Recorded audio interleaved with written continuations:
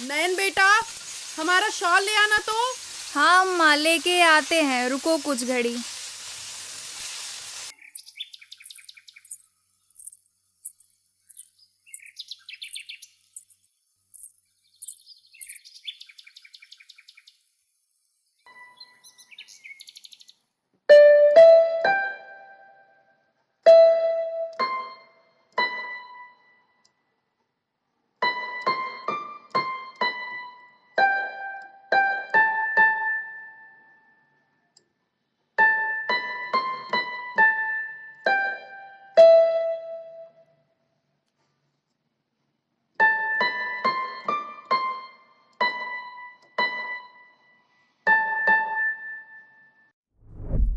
इतनी कठोर न बन तारा।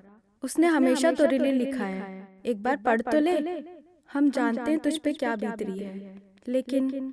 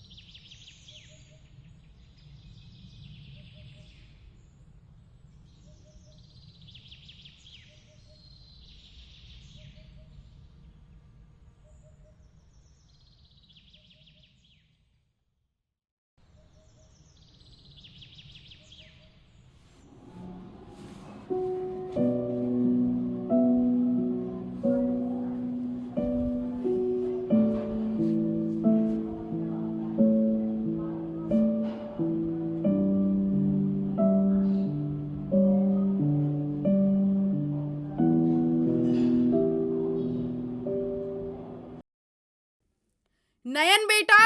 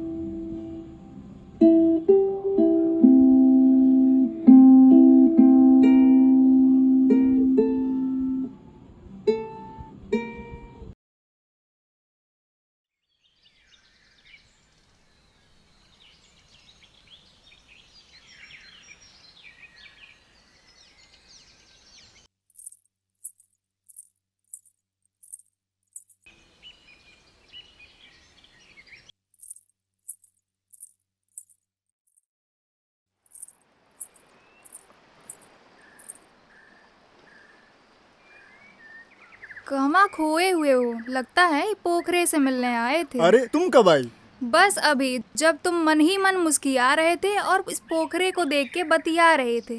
ऐसा कुछ नहीं है, और वैसे मुस्किया तो हम सुबह से रहे हैं। कल रतिया को देर तक जागे थे, फिर भी लग ही नहीं रहा कि वहाँ ही पूरा नहीं हुआ है। अरे तुम्हारे हाथों में मेहंदी तो खूब खिल रही है। कल सुबह तो हम मिले थे, कौने बेरा लगाई? साँझ में, जब अम्मा हमको अपने साथ सरपंच जी के यहाँ ले गई थी और भौजी ने वही दिए, कह रही थी ले जा नयन, तुम्हारे हाथों में बहुत खिलेंगी। हाँ खिलेंगी, काहे नहीं, हमारे नाम की जो है। अच्छा, बड़े आए। अच्छा सुनो ना, हाँ बोलो ना। हमें श्रद्धा मिली थी, कह रही थी अगर गुलाब के फूल चाहिए होंगे तो बताना, हमारे पास है। तो हमने कहा अरे नहीं। क्या हुआ? कुछ नहीं, जाओ जाके ले लो। वो तुमको गुलाब दे रही थी ना, और तुम भी मन ही मन मुस्कुरा रहे थे। अरे हम तो मजाक कर रहे थे, तुम भी ना जौनों कहते हैं सच मान लेती हो। अब की बार ऐसा किए ना तो तुम देखना फिर। अच्छा ठीक है प्यारी तारा, अब नहीं करेंगे। अच्छा तनी देखो तो प्यारी तारा, अरे देख लो प्यारी तारा, अरे देख भी लो।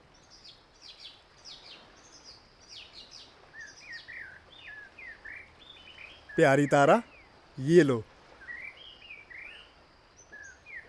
गए थे सुबह सुबह चट्टी तो वहीं से लेकर आए हैं, बहुत प्यारे लग रहे थे तो सोचा प्यारे फूल प्यारी तारा को दे दें। अरे ई का हो रहा, का ये गुलाब से ढेर तो तुम लाल हो रही हो। बस करो। प्यारी तारा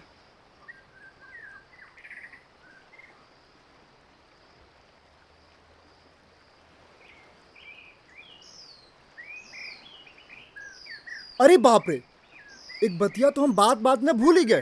का कल रतिया को जाग के तुम्हारे लिए कविता लिखे थे। हमरे लिए? हाँ सुनाओ। रुको सुनाते हैं।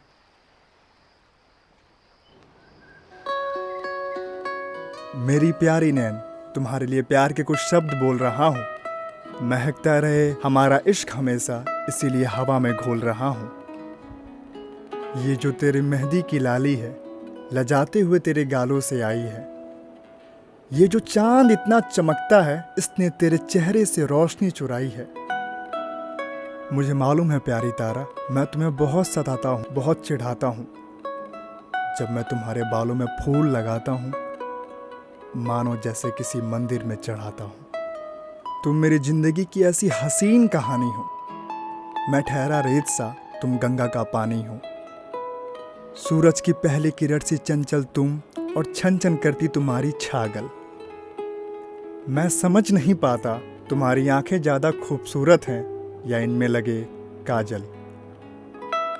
दिन ढलने लगते हैं जब तुम अपने हाथों से मासूम चेहरे को छुपाती हो। मैं कायल हो जाता हूं तुम्हारा, जब तुम धत्ते कहकर धीरे से शर्माती हो। तुम मेरा मर्ज हो, मैं दिल का रोगी हूं। तुम मेरी राधा हो, मैं तुम्हारा जोगी हूं।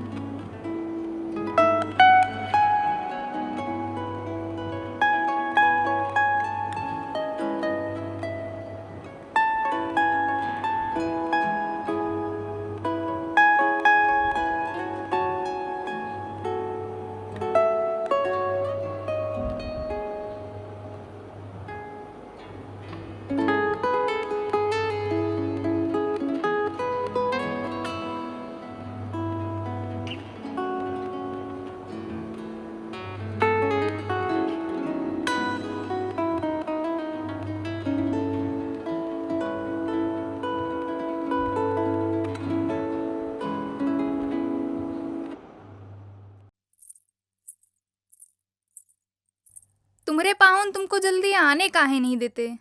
ऐसी बात नहीं है, वो तो कहते ही हैं, लेकिन हम ही मना कर देते हैं। उन्हें हमारी ज़रूरत है, और घर बार संभालना इतना आसान काम नहीं है। अब तो रोशन के आ जाने से जिम्मेवारी और बढ़ गई है। कितना प्यारा है वो, कितना अच्छा लगता होगा ना साथ में। सूता था तो अम्मा को बोल के आए हैं देखने के लिए। उठेगा तो सारा आसमान सर पे उठा लेगा। अच्छा, कन्हैया मिला था हमें, कह रहा था इस बार 2 साल के बाद आई हूँ माँ, अब सीधा हमारे बिया पे आना। कन्हैया हमें सब खबर देता है यहाँ की। तूने ये बात छुपाई क्यों? बचपन के हम तीनों दोस्त हैं ना। ऐसा नहीं है, हम सोचे थे मिलेंगे तो बताएंगे। आए तो हैं कल का, अभी तक ना बताई। छोड़, हम सब जानते हैं। अम्मा कैसी हैं? अम्मा तो ठीक ही हैं।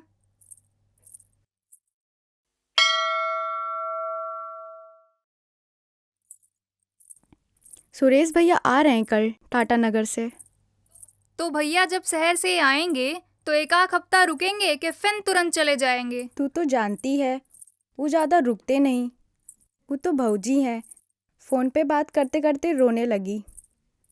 उनके शादी के 2-4 साल हो गए हैं। बस 2-3 बार ही बस आए हैं।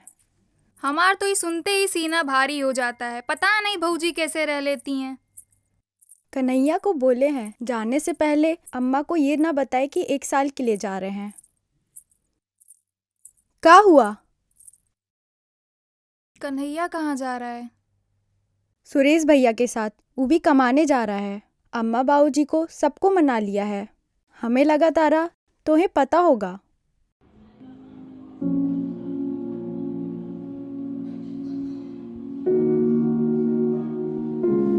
तू चल घर, मैं आती हूँ।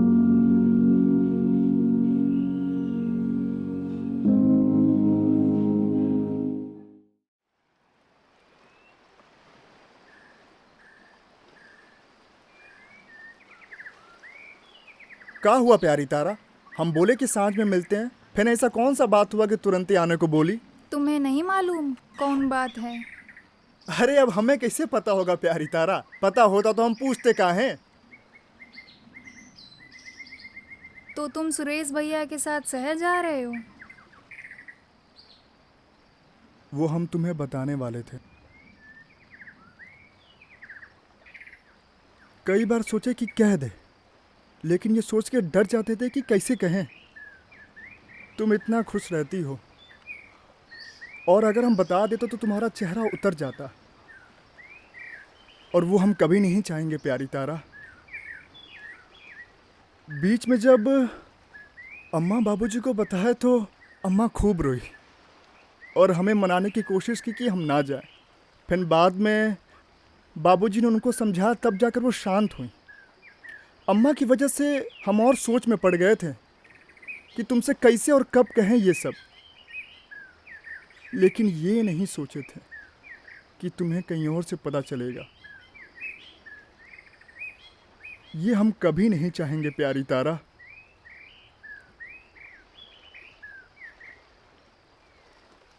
बीच में सुरेश भैया से एक बार चट्टी पे फ़ोन पे बात हुआ था। हमने कहा था भैया अगर हमारे लायक कोनो काम की व्यवस्था हो जाएगी तो बताइएगा। फिर एक दिन बात करते हुए तो भैया बोले कि कन्हैया जब इस बार हम गांव आएंगे तो हमारे साथ आना, काम मिल जाएगा यहाँ। लेकिन वो 6 माह बाद आने वाले थे, तो हम सोचे थे कि समय है, आराम से कभी तुम्हें बताएंगे। पता नहीं क्या हुआ, वो कल ही आ रहे हैं। घर की स्थिति ठीक नहीं है प्यारी तारा। बाबूजी बटिया पे खेत बोते हैं। उनका एक ही सपना है प्यारी तारा, उनका खुद का खेत हो, और वो सपना हम पूरा करेंगे। वो सपना पूरा करेंगे प्यारी तारा, पूरा करेंगे। इतना कुछ था कन्हैया और तुम हमें बताए तक नहीं। का बताते। हम नहीं चाहते कि हम अपना दुख तुम्हारे साथ बांटे और तुम्हें भी दुखी करे प्यारी तारा। तुम्हें हमेशा से खुश देखना चाहते हैं, इसीलिए बस सुख बांटे हैं तुम्हारे साथ। अब से कभी कुछ छुपाना मत कन्हैया। बाबूजी को देखते हैं 2-2 पैसे गिन गिन के घर चलाते हुए। अब हमसे और देखा नहीं जाता प्यारी तारा, देखा नहीं जाता हमसे।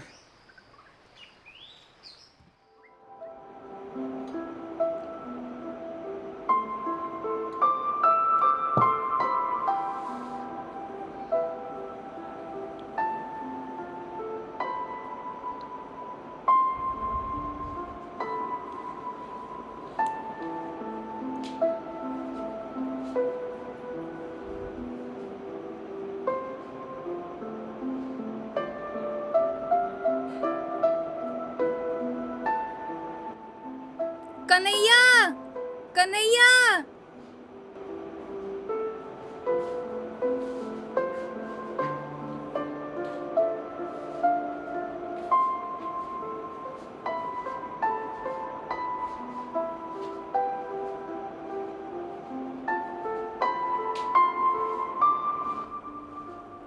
खस्ता है इसमें। सफ़र में खा लेना और अपना ध्यान रखना। रो ना प्यारी तारा, तुम अपना ध्यान रखना। वक्त वक्त पे अगर हो सकेगा तो चिट्ठी लिखेंगे, और 1-2 माह में अगर हो सके तो चट्टी आ जाना, फ़ोन पे बात हो जाएगी हमारी। ठीक है, देखना वहाँ जाके हमें भूल न जाना। चिंता ना करो प्यारी तारा, इस कन्हैया की राधा और रुक्मणी तुम ही हो।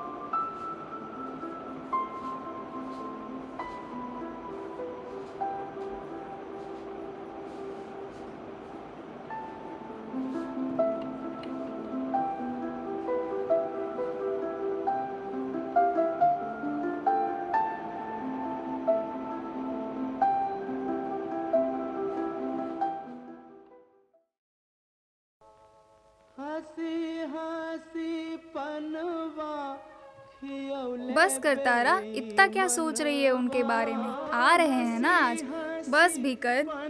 गए हुए उनको 1 साल हो गए, पता ही नहीं चला।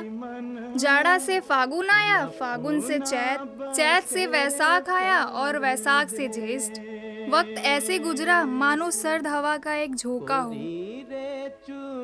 ऐसा लग रहा है जैसे मानो कल ही की बात हो। वो जा रहे थे और हमने उन्हें आखिरी बार देखा था। आ रहे हैं ना आज वो, और जब वो आएंगे और जब उन्हें पता चलेगा कि पिछले सप्ताह हमारा ब्याह तय हो गया है उनके साथ, तो कितने खुश होंगे। हम उनका इंतजार ऐसे कर रहे हैं मानो छठ में अर्घ देने के लिए सूर्य भगवान का अम्मा करती हैं। चल तारा, इस हिस्से को बुन के खत्म कर अब, नहीं तो अम्मा ना।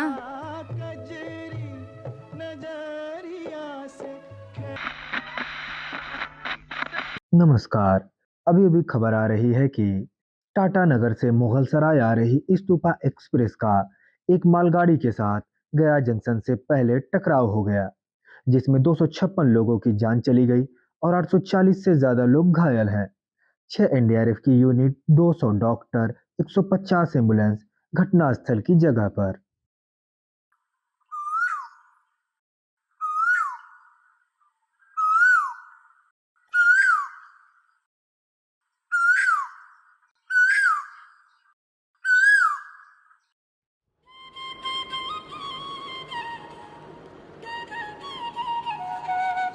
प्यारी तारा, तुम्हारे हाथों में मेहंदी तो खूब खिल रही है।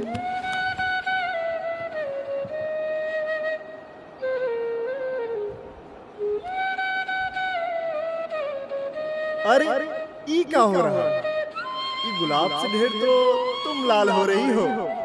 बस करो।